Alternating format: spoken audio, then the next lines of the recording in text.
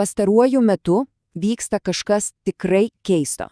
Patys naujausi, patys geriausi dirbtinio intelekto modeliai, tie, kurie turėtų mušti visus rekordus, kartais elgiasi, tiesiog kvaivai. Tad šiandien ir pasiaiškinkime, kodėl taip yra. Štai pavyzdys, kuris priverčia kilstelėti antakį. Įsivaizduokime, naujausias, protingiausias modelis gauna paprastutę užduotį – suskaičiuoti, kiek raidžių R yra žodyje česnakas. Atsakymas – 2? Pala, juk ten išvis nėra raidės R. Būtent tokios nesąmonės ir verčia klausti, kas vyksta. Tai ir yra mįslė, kurią šiandien narpliuosime. Taigi kyla natūralus klausimas. Kaip gali būti, kad tas pats dirbtinis intelektas, kuris įveikia sudėtingiausius egzaminus, taip apmaudžiai susimauna su pačiomis paprasčiausiomis užduotimis? Čia ir slypi didžiulis paradoksas. Viena vertus genijus testuose, kita visiškas nevykėlis kasdienybėje. Griebkim jauti už ragų ir aiškinkimės. Gerai, pradedam. Pirmiausia, apie patį intelekto paradoksą. Iš esmės, problema tokia. Patys geriausi modeliai, tie, kurie turėtų būti protingiausi, rodo labai keistus trūkumus.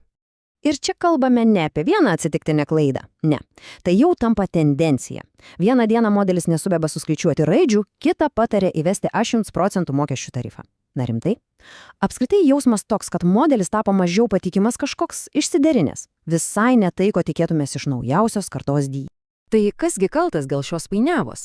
Atrodo, turime pagrindinį įtariamąjį, viskas krypsta į vieną dalyką – aklą pasitikėjimą standartizuotais testais arba kitaip – etalonais. Šis reiškinys turi net pavadinimą benchmarking ir tai puikiai paaiškina situaciją. Pagalvokime apie mokinį, kuris kala viską mintinai tik tam, kad gautų 10 egzamine, bet išėjęs iš klasės nieko neprisimena ir nesupranta. Skamba pažįstamai? Lygiai tas pats vyksta ir su dirbtinio intelekto modeliais. Jie dresuojami ne tam, kad būtų protingi, o tam, kad įveiktų testus. O tai pasirodo yra du visiškai skirtingi dalykai. Ir čia atsiskleidžia visas vaizdas. Šie modeliai yra kaip olimpiniai atletai, kurie treniruojasi tik vienai labai specifiniai rungčiai. Jie gali pakelti neįtikėtiną svorį, bet paprašykite jų tiesiog pabėgioti parke ir jie uždus. Taip ir čia. DI sprendžia sudėtingiausius testus, bet kai reikia tiesiog normaliai žmogiškai pasikalbėti, viskas subera. Gerai, jeigu standartiniai testai meluoja, galbūt yra kitokių būdų patikrinti, kas iš tikrųjų protingas. Pasirodo, yra. Pažiūrėkime į kelis testus, kurie bando imituoti realų pasaulį ir atskleidžia, visai kitokią tiesą. Štai ir pirmasis smūgis. Čia matome privataus, bet labai praktiško testo rezultatus. Ir ką mes čia turim? Naujausias ir geriausias GPT-5.2 gauna į kaulus ne tik nuo savo konkurentų, bet netgi ir nuo senesnių modelių. Kaip tai įmanoma? Tai juk visiškai prieštarauja viskam, kas skelbiama oficialiose lentelėse. O dabar dar vienas įdomus pavyzdys. Riedlančių testas. Skamba keistai, bet palaukite. Čia tikrinamas erdvinis mąstymas. Tai, ko standartiniai testai ne piršto galiuko nepaliečia.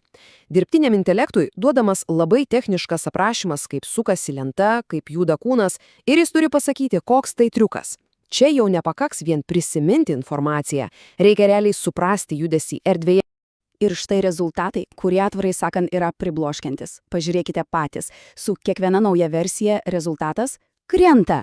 GPT-5 beveik toburi 97%, o naujausias GPT-5.2 vos 81. Matome aiškų regresą. Bet tai dar ne viskas. Pats baisiausias dalykas nutinka, kai atliekame vieną mažą pakeitimą. 2%. Tiesiog 2. Šis skaičius yra kaip šaltas dušas. Tai neginčiamas įrodymas, kad šis testas tikrai matuoja gebėjimą mąstyti, o ne tiesiog atkartoti faktus. Išjunkite tą mąstymo funkciją ir visas modelio protingumas išgaruoja. Lieka tik 2%. Tai reakte rėkia, kad naujausios versijos eina kažkur ne į tą pusę. Gerai, nuo techninių testų pereikime prie kūrybos. Rašymas. Čia jau viskas daug subjektyviau, bet pažiūrėkime, kaip modeliams sekasi kurti tekstą, kuris būtų ne tik teisingas, bet ir geras. Kairėje matome GPT-5.2 juodraštį. Ryšius visada formavo įrankiai, kuriuos žmonės naudojo vieni kitiems surasti. Paprasta, aišku, suprantama. Dabar pažiūrėkime į dešinę. Gemini 3 Pro. Per vieną kartą žmogaus sąveikos architektūra patyrė struktūrinę revoliuciją. Jaučiate skirtumą? Vienas kalba kaip žmogus, kitas kaip prastas akademinis vadovėlis. Skirtumas, manau, akivaizdus. Bet žinote, kas yra dar svarbiau už pirmą juodraštį?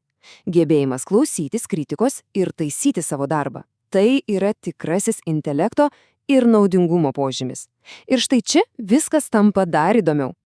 Ir bum, štai kur GPT-522 tiesiog spindi.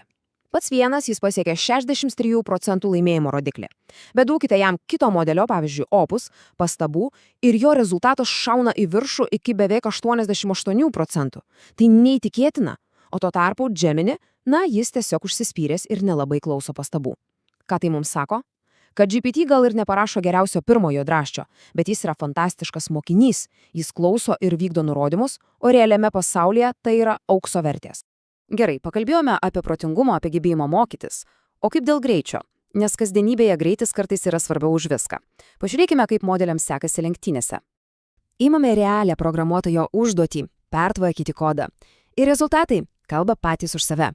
Specializuotas, bet galbūt netoks protingas modelis Composer One tai padaro per kelias sekundės. Tiesiog akimirksniu. Galingasis Opus 4.5 užtrunka kelias minutės. Visai neblogai.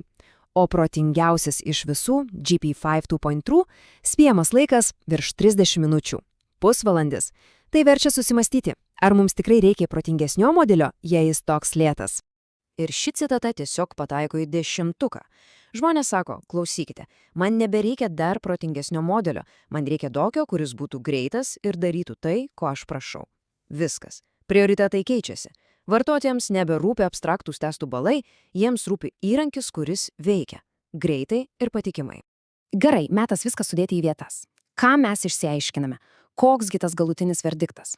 Atrodo, kad įprastos lyderių lentelės mums pasakoja tik pusę tiesos. Pažvelkime giliau. Iš esmės turime dvi realybės. Kairėje – oficiali istorija, kurią pasakoja testai. Graži tiesi linija, kylanti į viršų. Pažanga, progresas, viskas puiku. O dešinėje – tai, kaip viskas atrodo realybė. Tai kreivė, kuri šokinėja, kartais net krenta žemyn. Nors testų rezultatai gerėja, jausmas naudojant modelį prastėja. Ir šis atotrūkis tarp teorijos ir praktikos yra didžiausia šiandienos DI problema. Ir štai, manau, geriausias viso šio reikalo apibendrinimas. GPT-522 yra protingesnis modelis, Opus 4.5 yra geresnis modelis, o Gemini 3 Pro. Jis tiesiog yra modelis. Geriau ir nepasakysi. Vienas laimi testus, kitas laimi vartotojų širdis, o trečias tiesiog dalyvauja. Tai ką daryti mums, paprastiems vartotojams? Kaip atsirinkti? Atsakymas paprastas. Nežiūrėkime į lyderių lenteles. Verčiau užduokime savo 3 klausimus.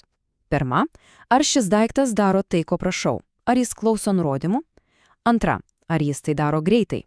Ir trečia, galbūt svarbiausia, ar nauja versija yra tikrai geresnė už seną, ar jaučiasi pagerėjimas? Tai yra tikrieji kokybės rodikliai. Ir pabaigai, klausimas, apie kurį verta pagalvoti. Jei suprantame, kad visos tos lyderių lentelės ir testų balai yra tik iliuzija, tuomet ko mes kaip vartotojai turėtume reikalauti iš ateities dirbtinio intelekto? Ką reiškia geresnis DI? Galbūt laikas nustoti matuoti protingumą skaičiais ir pradėti vertinti realią naudą. Tai klausimas, į kurį atsakymą turėsime rasti visi kartu.